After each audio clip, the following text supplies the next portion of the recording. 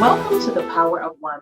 Today we're going to be speaking with Ms. Patricia King from PECO Energy. She's going to share some wonderful information with all of us and for those who may be in need of assistance with your PECO bill. Welcome to the show, Patricia. Thank you. Thank you very much. Thank You're you for more having than me. welcome. You're welcome. So, Patricia, let's hear all about you and let's hear about your career at PECO. Oh, wow. Okay. I don't do well talking about myself. I'm a little bit shy there, but I've been with PECO now for, let's see, 23 years. Or Okay. 24 years now. And prior to that, I was with Verizon, but I've been with PECO for quite some time now. So I've seen a lot of changes and I've seen a lot of evolutions, and I've worked in a lot of different departments. And now I am in corporate and community impact, the corporate and community impact team, which formerly corporate relations. And in that capacity, I am responsible for community engagement. And by community engagement, specifically or more targeted towards the low to moderate income household, which is referred to as LMI customers. And in particular, responsible for awareness, access, and enrollment in assistance programs. So making sure that people are aware that there is assistance out there and that they have access, and then ultimately increase in enrollment in the programs that we have. Okay. So, Patricia, we are living in times now where everything is high. I want to say maybe about, so I've been in my house, the one that I currently reside in, for about 22 years. There has been such a big difference 22 years ago to today with my PECO bill. What kind of programs does PECO have for those who find themselves behind in paying their PECO bill? So there are two separate types of customers, if you will. So we have our LMI, low to moderate income customers, and we have a really large suite of assistance programs for those customers. And then we have customers who are not necessarily LMI, but who find themselves in need. So it goes down a different path depending on which one of those lanes you find yourself in. So let me start with the LMI customer. And then by LMI, you might say, okay, well, how do you define that? You know, a lot of people are curious about, what is your criteria and things like that. At PECO, we use the FPL, or federal poverty level. That is, as the name indicates, it comes out from the federal government, and it's basically a chart that says how many people are in your household and what's your total household income. And based on that, you fall in a certain category along the FPL. So it's just two factors, I should say. The number of people in your household, how much your household income is, and that would determine what your FPL, or federal poverty level, is. So we use those numbers. Those numbers are changed annually. The average household size is 4 people, right? And so if we look at that, if your income is $3,469 a month or less, you qualify for all of our programs. And I can talk about what they are, but that's just an example. If that number is higher, meaning you have more people in your household, let's say it's 5 people, that number goes up to $4,059 per month. So, and we may say, well, those numbers seem a little bit low, but I will tell you that most people that fall into these categories are way below those numbers. There's unfortunately in our service territory, there's a lot of poverty amongst large cities. Philadelphia has the most poverty in the nation. So that's kind of a big deal. And that tells you about the poverty in our service territory. And for PECO, we not only have the city of Philadelphia, but we also have the surrounding counties as well. Delaware, Bucks, Chester, and Montgomery counties. But it's that's what we mean by low to moderate income. Some programs go up to a little higher than that, but for the core programs, those are the numbers. Okay. Now, what happens if someone unfortunately gets their electric cut off? Mhm. Is it an easy process to get it cut back on? How much of that bill will they have to pay? Again, it depends. So there is a case by case basis. All customers, regardless of income, are eligible for a payment agreement. So if you fall behind, even if you're high income and you fall behind, you still can get a payment agreement. If you have a certain number of broken payment agreements, then at a certain point that stops. But let me focus kind of on the LMI customer, the low to moderate income customer.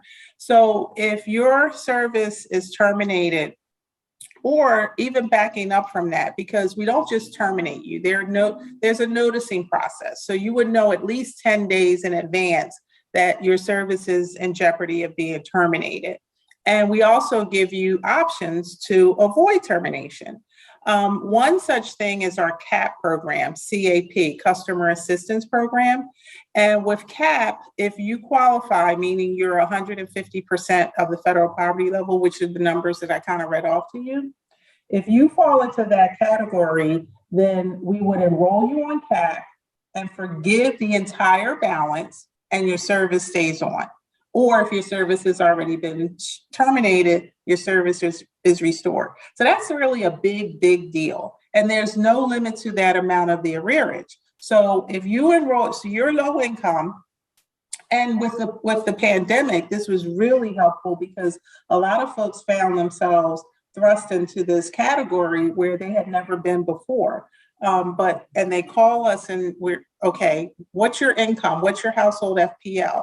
We look at how many people are in your household, what's your total household income. Oh, wait, you qualify for our CAP program. So now where you owe 2,000, 5,000, whatever you owe. And there's no limit to that amount. We'll forgive that entire balance, start off fresh, and now give you a reduced bill that is affordable according to your particular income. Right now, we have about 120,000 customers on our CAP program, and that's sort of ongoing assistance to sustain you. Now, maybe you're already on CAP, but you find yourself in this situation. We have our MEAF program, MEAF, that stands for Matching Energy Assistance Fund. That's a hardship fund for customers who find themselves in this situation. And we will provide a grant for you where we, again, bring your balance to zero to restore your service or stop a termination if you're in termination status. We also have our CARES program, CARES. If you haven't noticed a pattern here, we like to use acronyms at PECO, and everything has a meaning. So CARES stands for Customer Assistance Referral and Evaluation Services. And with CARES, we will work with you one-on-one to provide not only just utility assistance, but assistance for other things as well. Because if you're low income, you're not just going to need help with your PECO bill, you'll need other programs as well. And so that's where the referral and evaluation process goes, where we're working with you to provide other assistance that you may need to help you. It could be, prescription drug assistance, whatever. That's kind of a case-by-case basis. Our LIURP program, LIURP, stands for Low Income Usage Reduction Program. That's a really key program because with that one, we'll come in and we'll do a full energy audit on your home. And we'll provide whatever remediation measures are needed to reduce your usage. So this is for low-income customers that have high usage. And then finally, I just wanted to mention the LIHEAP program, LIHEAP, which stands for Low-Income Home Energy Assistance Program. That is actually a federal grant program. And I'm not sure if you've heard of LIHEAP. I have. You have. Good. That is great to hear. LIHEAP, again, is a federal grant program.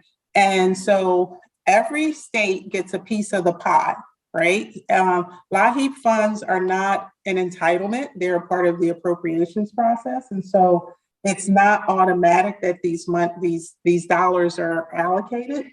But if you look at all 50 states, Pennsylvania gets the third largest allocation of LIHEAP funds, which means there's a lot of poverty here. But nonetheless, LIHEAP is a really great way to help pay your bill. So that's something else that we would offer our customers. Hey, let's check your income. Oh, we see you qualify for LIHEAP.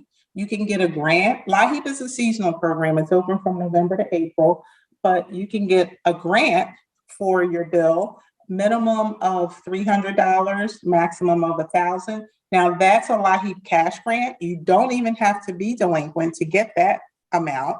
But if you are delinquent, you can get a LIHEAP cash and a LIHEAP crisis grant up to another $1,000 or up to $2,000. So there's so many different programs that we have out there. We make sure that they are very comprehensive and complementary. By complementary, I mean, so sometimes when we go through the different programs, people say, well, I want this, and this. Great, because you're going to get them all. So we make them complementary so that you get on our CAP program, and now we're putting you on LIHEAP, so we're going to do an energy audit to reduce your usage. You may need a MEF grant. LIHEAP will help sustain you, and now we can get you a CARES representative to help you with other things as well. So it's a very comprehensive, all-inclusive, complementary program meant for the programs to work together. So Patricia, tell me something. If someone is low income, how would they find out about these services? Is this something that's printed on the bill, or is there a website, or is there a phone numbers if our viewers are watching? Absolutely, all of the above.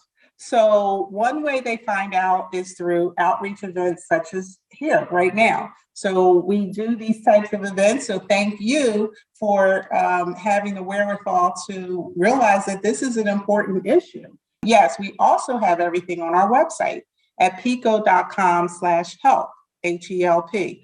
Everything that I talked about in more detail, including that FPL chart that I was referencing, that is on PECO.com/help. We also do outreach events, virtual in the communities.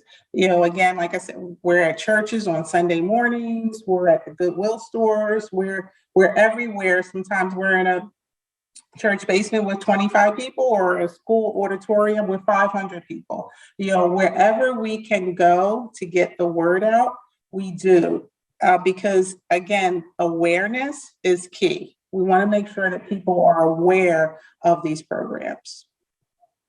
Patricia, I myself have been fortunate with my husband and I that we were not really affected financially, even during COVID. But with this spike in the economy now, it just seems like, again, everything is so high. Is there help for those who do not fall into the categories of low income? Is there help for them to help them pay their PECO bill? Yes, we can do. So I mentioned LIHEAP, the low income usage reduction program, where we do a free energy audit and we provide all of the remediation measures for free. You can get a paid audit as a non-low income customer. It's very inexpensive. For low-income customers, everything is free and taken care of. And just so you know, as I'm on that, we spend about $80 million annually on these programs to assist customers. So we really, when people talk about termination, that is the last resort. We really don't want to terminate. Otherwise, we wouldn't have all of these programs to try to combat that.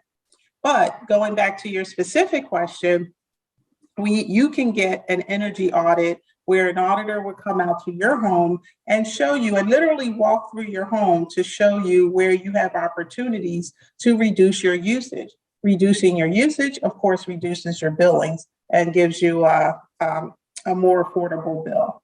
We also have something called budget billing that is not related to income status. So any customer can be on budget billing. Budget billing, what that does is normalizes your bill, gives you an average bill so that you can budget for your PECO bill. Of course, every month you really don't know exactly how much your usage is going to be. And so you might, some months might be higher and some are lower. And also the seasonality, because we live in a climate where we have seasonality, your bills are going to fluctuate. You're going to have your shoulder months and your high months, depending on the type of service that you have.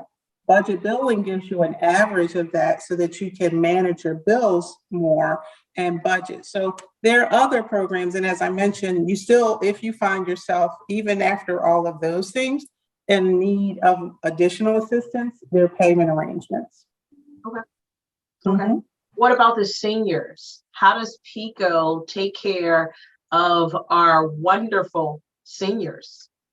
So from a senior perspective, all of our programs, and that's a very good question because a lot of people ask about that. All of our programs, low income programs, are based on income. And so if there's a senior that falls into that category, which many of them do because they're on a fixed income, then they will qualify for the program. So we don't have a program specifically carved out for just seniors because there are a lot of seniors, quite frankly, who are doing very well. But so it's all income based. So Patricia, tell me about that person who comes to your door without fail in the summertime, who will say to you, run and get your PECO bill because I can help you save on your PECO bill. So I used to be in sales and I am that pit bull. So in my mind, and then I'm in victim services. So I'm already like, okay, you're trying to scam me, number one. And I always ask the question, well, wait a minute. Are you associated with PECO? And they're like, we're a third party. We're going to go through PECO. So why do I need to go through you when I'm already with PECO? So I want you to break that down for our viewers. Yes. Are they, in fact, with PECO? Is there a benefit to go with this third party, or should they be like me and pretty much tell them to back up because I'm getting ready to shut the door? So what should we do in those situations, Patricia? So they are not PECO. Sometimes they will say that, no, we are PECO, and go and get your PECO bill. If you just think about that from a logical perspective, if they were PECO, then they would have access to your PECO bill because they would have the system, so they don't need to see your PECO bill. We do not do door-to-door solicitation. We will never, if we come to your home, it's because there is an approved appointment that we have scheduled for a specific reason, like an energy audit, for example. So we will never come to your door knocking to solicit you. Now, for these people, they are what is referred to as alternate energy suppliers, right? And so if you think, so let me do this on a super high level perspective. To turn the lights on for your electricity to work, there are three things. You have generation, transmission, and distribution. So stay with me here for a minute. It may sound complicated, but it really isn't. So we have to generate it, right? And we can generate it through nuclear, coal, wind, whatever. That's generation. And then transmission is getting it from that generation station to these substations, these transmission substations. And then there's finally distribution. And those are the lines and wires that you see in the aerial lines. And some are underground, mostly in Center City is underground. But nonetheless, those are the lines and wires that bring it into your home or your place of business, right? So that's the three-legged stool. These people, alternate energy suppliers, or these companies, I should say, they do that first leg, which is the generation. The transmission and the distribution still comes through PECO, which means if you have an outage, you still have to call us. They are that one leg. We also do billing because sometimes people will think, well, I can switch to this alternate supplier and duck my PECO bill, like you can switch cell phone provider. You can go from Boost Mobile to T-Mobile or whatever the case may be. That's not the case here. Because of consolidated billing, that bill will still be there. So you will still continue to do, PECO does the billing. So we will still continue to render that bill to you. They bill us for your usage and we bill you. You still get that bill. So what you're doing essentially is selecting them as an alternate energy supplier for that one leg. Again, any issues with your service, you would still have to call us. Billing, all of those things, we would be the one who would provide that service. So you can go with an alternate energy supplier if you'd like. The only thing that I would caution is to look at the fine print. Believe it or not, I went with an alternate energy supplier, or my husband did, at an airport where he signed up for something, and you get a free flight and this and the incentives are very enticing. And again, speaking for my own, because we do not discourage shopping. If that is what a customer wants to do, PECO is like, okay, go for it. That's on you. But in my own situation, what happened is we saw that our bill was continuing to go up, but our usage was pretty flatline. Like, we didn't add another member of the household, things that would typically make your usage go up. And then we looked and we saw that we were paying 3 times the price to compare as the PECO rate. And so then we're like, okay, we're going to leave this alternate supplier and go back to PECO. But then there was an early withdrawal fee. Again, using my own personal experience, that just read the fine print if that's what you decide to do. Understand what you're signing up for. And sometimes rates are variable, and sometimes there's an early termination fee, and there are a lot of other things that could be involved. So just be careful, and I'm not even going to say be careful. Maybe I'll just be prudent and making sure that this is the right decision for you. Well, my mind is made up. I will be like Martin Payne. You better back up because the door is going to slam right about now. So, Patricia, and I explained that I've been in the victim services world for years. And unfortunately, there are victims and co-homicide survivors that are sometimes in need of utility assistance. And sometimes I may see some of the community-based agencies that offer that service, that say, I can help you if you're behind in your bill. I can help you if you need assistance in paying your bill. How does that work for community-based agencies that want to, I guess, collaborate with PECO to be able to offer those services to those affected by a crime? Very good question. So, and I would say not just affected by a crime, but just in general, but definitely also affected by a crime. We partner with many, many social service agencies. We have paid relationships with these agencies where we're partnering with them to have them help us with the enrollment. So that's a part of the access and enrollment piece that I was talking about. So when clients go to these social service agencies for a variety of different needs, PECO is one of the, utility service is one of the things that they can help them with. So again, we have relationships with a variety of different, we're now starting to have relationships with domestic abuse organizations. We work with LEP, Limited English Proficiency Agencies, veterans groups, et cetera. So we work with those agencies. 9 times out of 10, that agency will have a partnership with them. And so when the client says, oh, and also my PECO bill is behind, oh, okay. And they have the information and they can sign you up and get you enrolled, or they will contact us and we'll work with those clients on a one-on-one basis.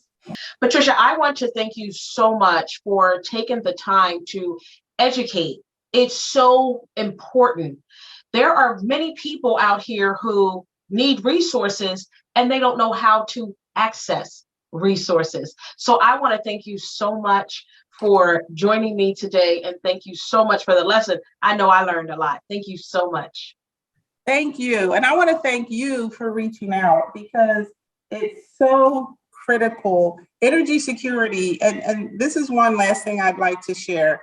Energy security is really a key component to poverty and addressing poverty. When you think about poverty, folks typically think about food insecurity and housing insecurity, and they are definitely key components to poverty and addressing poverty. But one of the biggest things, and something that's integrated throughout both, is energy security. One of the number one precursors to homelessness is loss of utility service. One of the primary reasons that people can't go from a shelter system to housing is because they have a back bill, a utility bill. So now we're talking about homeless reentry. There's so many things that I could go on and on: childhood malnutrition, family separation. If authorities are aware that there's no utility service in the home, children can be taken away. So these are kind of really critical issues that are addressed through energy security. And that's really where we come in, addressing poverty through energy security. And one last point of LIHEAP. LIHEAP is open now. That is free federal money. Anyone that applies that's eligible will get a minimum grant of $300, even if you're not behind on your bill. It's so critical because every year, millions of dollars go untapped. On a good year, about $20 million are left on the table. So the worst I've seen it is $80 million. I go every year, and this year it's February 16th, to Washington, D.C. to meet with the senators and congressmen who represent our service territory to lobby for LIHEAP funding. And the question is, or the thing that they say back to me is, well, you don't even spend the money that we give you, that we allocate for the state. Why should we allocate more? And so I say that to say, please, I just implore for people like yourself who you don't qualify, God bless you. You know, that's great. That's a blessing. But I think that you probably know someone that does. Yes. The fact that we have 25% of Philadelphians who are living in poverty who qualify means that there's a high possibility that you know someone. So it's not always just about, well, can this benefit me? Oh, no, it doesn't. So let me tune out. It's also about, does this benefit, how can I share this information? Oh, my cousin, my neighbor, my church member, whoever the case may be. So kind of spread the information, reach out to us, call us, go to the website, PECO.com/help, call us at 1-800-774-7040. We are here to help. Thank you so much for joining me today. You're welcome. What great information that we received from Patricia at PECO. Resources are available for you. And I know Patricia is waiting for the call to help those agencies that want to help those in need. It is refreshing to know that there are people out here that want to help those in need. Peace and blessings.